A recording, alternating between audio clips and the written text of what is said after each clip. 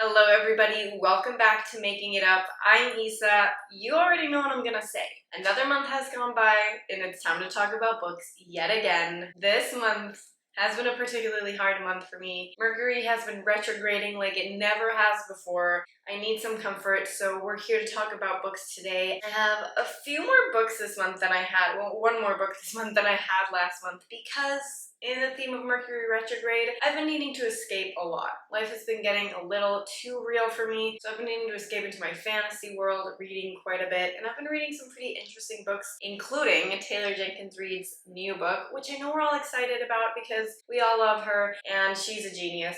So without further ado, let me get into the books, let's talk about them, let's discuss, and let's have some fun, shall we? Let's go.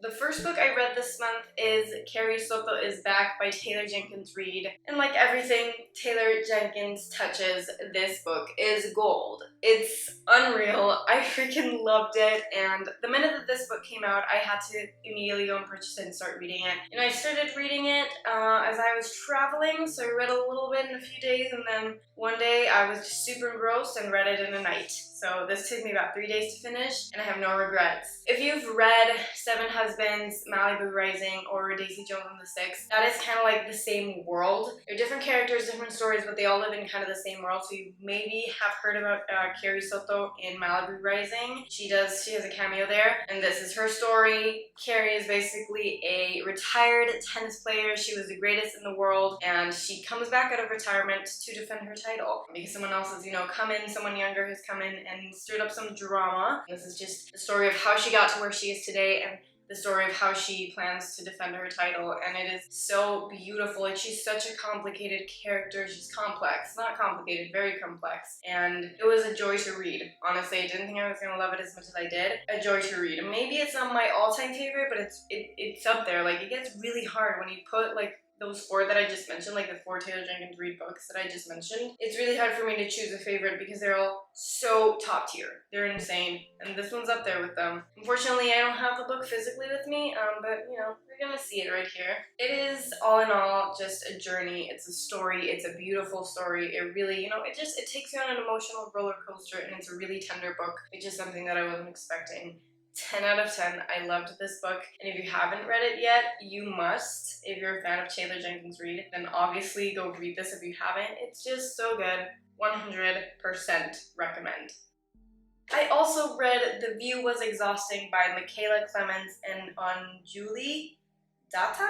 I don't know if I'm butchering their names, so sorry if I am. This is another, I found this while I was browsing my computer for some new books to read, and I found this one, and it's another, celebrity love story novel kind of thing. And I was like, sold! These are my favorite kind of books to read. So I immediately started reading it. Again, it was one of those that I started reading slowly, and then one day, it had no internet, no electricity, no nothing. Finished the whole book in a day, and it was a really nice story, let me tell you. This book is about Win and Leo. They're both celebrities. Win is an actress. Leo is kind of a socialite, his parents are rich, nepotism kind of thing. And they have a strictly PR relationship. They keep the relationship to help them get out of sticky situations. So it's mutually beneficial. All the drama that comes with PR. So this is basically a story about their relationship as a PR couple, and then there's obviously more chemistry, and there's more than that, but the characters are both very complex, again, and their relationship. It's not real, but then it is, but then it's not. It is thrilling to read this, honestly. It's so fun. You also get a little bit into what it's like being a woman of color in Hollywood, and it was so refreshing to read. Is it my favorite book ever? It's not, honestly, but it was a nice story to read,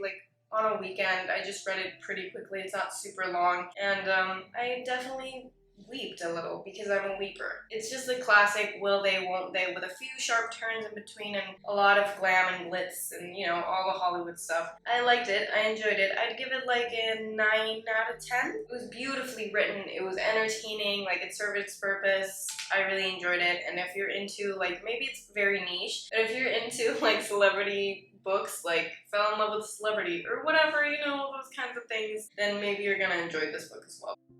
Last but not least, I read Strength in Stillness by Bob Roth. this is not a fiction book. This is kind of like an intro slash testimonial to transcendental meditation. I have been getting more into spirituality in the last few months and reading a lot about it. And I have actually taken like transcendental meditation class before. I have my mantra and everything, if you know about it. So I was kind of curious to delve into this book, and I didn't love it. Like, it is a very like literally intro to what TM is, how it works, like why meditating is good for you, why this specific type of meditation is best, and testimonials from celebrities. And obviously the guy that's writing it, he's been meditating for years and he is a transcendental meditation coach. Like, he teaches people how to do that. It's interesting, like he has interesting content, and if you've never heard of transcendental meditation before, or you want to get more into it and you want to, you want to like a start point, like a starting point, this book is pretty great for that. But for me, it was a little bit boring because I already know kind of the nuances of it. I finished it even though I didn't love it, because you guys know I have OCD